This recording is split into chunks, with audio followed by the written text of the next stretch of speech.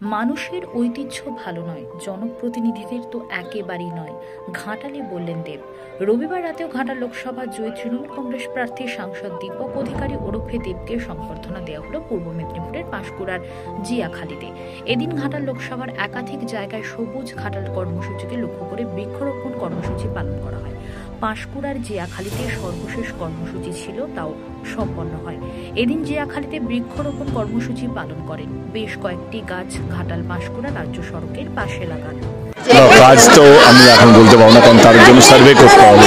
আবার ঘাটাল মাস্টার প্ল্যানের যেই প্ল্যানটা দিয়ে 2011-তে যে প্ল্যানটা সাবমিট হয়েছিল, সেই প্ল্যানটা আজকে 2024-এ সেটাকে আবার নতুন করে সার্ভে করতে হবে।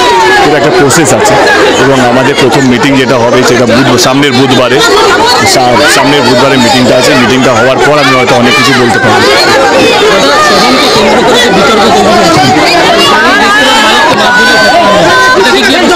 একদমই, আমি ইনফ্যাক্ট সোমের সাথে এটা নিয়ে কথা হয়েছে। আমার মনে হয় কি শুধু সোম না, সমাজে যে কোনো মানুষের এরকম ব্যবহার করাটা ডেফিনেটলি আপত্তিকর এবং এটা সমাজের জন্য সুস্থকর নয়। এবং জনপ্রতিনিধি এরকম যদি আচরণ করে সেখানে আমার কিছু বলার নেই। আমার মনে হয় কি এখানে দলের কোনো নেই, এটা পুরোপুরি সোহম তার, এটা পুরোপুরি তার নিজের ব্যাপারে এটা।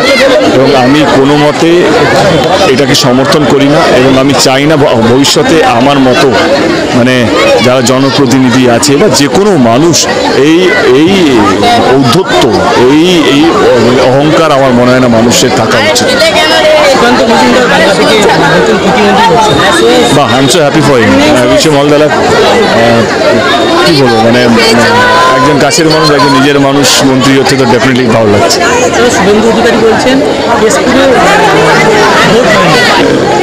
একটা প্রচারের সময় একটা ভাষা ছিল যেটাকে আমি রাজনীতির ভাষা বলতাম। এই ভাষাটাকে আমি বলবো হেরে যাওয়া, পিছিয়ে যাওয়া ভাষা।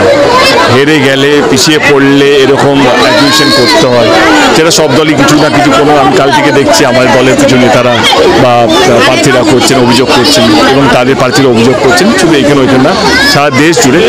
দেখো, যারা জিতে আছে তারা কোনোদিনও হেরে যাওয়ার কষ্টটা বুঝবে না, কারণ তারাও ওই গরমে খেটেছে, বাড়ি বাড়ি পৌঁছেছে। তো তাদের যন্ত্রণা, তাদের কষ্টটা অনেক বেশি। এবার তাদের ওই কষ্ট থেকে যে আবেগটা বেরোচ্ছে, কেউ তার নিজের দলকে দোষ দিচ্ছে, কেউ বলছে এইটা ওইটা, তো সেখানে আমার মনে হয় না সেটা নিয়ে শুভেন্দু অধিকারী কী বলছে সেটা নিয়ে আমার কিছু করার। কিন্তু সেই কষ্টটা আমি বুঝতে পারছি। যারা এক্সিট পোল দেখে বলেছিল 24টা বিজেপি সিট পাবে, 300টা বেশি সিট পাবে, 400টা বেশি সিট পাবে পুরো দেশ জুড়ে, আজকে সেটা 240-এ নেমে এসছে। এবং বাংলায় যারা ভেবেছিল 24টা থেকে 30টা আসন পাবে, সেখানে 12টায় নেমে এসছে। সেই কষ্টটা আমি বুঝতে পারছি, সেই কষ্টটা, সেই যন্ত্রণা আমি বুঝতে পারছি।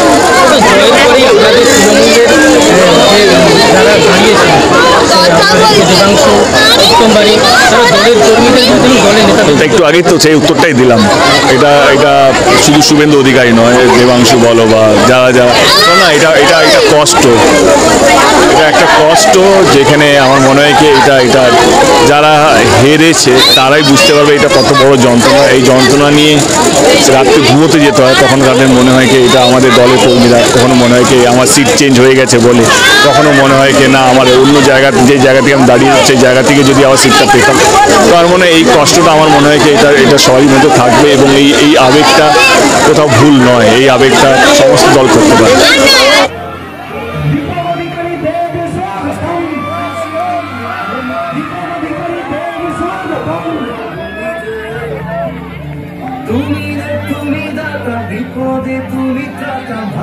আপনারা অনেকক্ষণ ধরে অপেক্ষা করছে।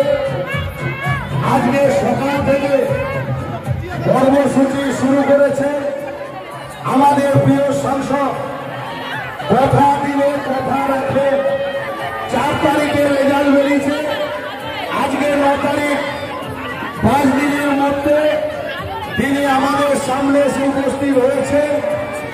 আমাদের বৃক্ষরোপণ কর্মসূচিতে আমি সবাইকে অনুরোধ করব, আপনারা একটু বসুন। আমরা এবারে বক্তব্য শুনে নেব। জিতেছি তার কারণ হচ্ছে আপনারা বিশ্বাস করেছেন আমাকে, আমার দলকে, আমার দলের কর্মীদেরকে। তার জন্য মাথা নিচু করে আপনাদের সকলকে ধন্যবাদ। ভালো থাকবেন সকলেই, আবার দেখা হবে। ধন্যবাদ।